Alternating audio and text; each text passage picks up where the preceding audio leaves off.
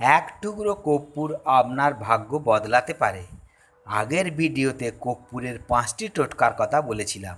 যারা এখনও অবধি সেটা দেখেননি এখনই দেখে নিন আর সাবস্ক্রাইব করতে ভুলবেন না। তাহলে শুরু করা যাক। 6. ভাগ্য খারাপ থাকলে কর্পূর জ্বালান রোজ রাত্রে শোবার আগে। 7. বাবার শরীর যদি খারাপ থাকে আর মান সম্মান যদি নষ্ট হয়ে থাকে, শুক্রবারে কর্পূর দান করতে পারেন। 8. তিল তেল ও কর্পূর চাঁদনির রাতে ছাদে রেখে দিলে তা পরের দিন গায়ে মাখলে চন্দ্রগ্রহ আপনার ফেভারে থাকে, মনও ভালো থাকে। 9.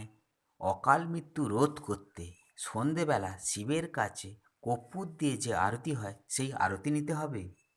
এই সব ভালো ভালো টিপস পেতে চ্যানেলটিকে অবশ্যই সাবস্ক্রাইব করবেন, তা নাহলে কিন্তু ঠকবেন।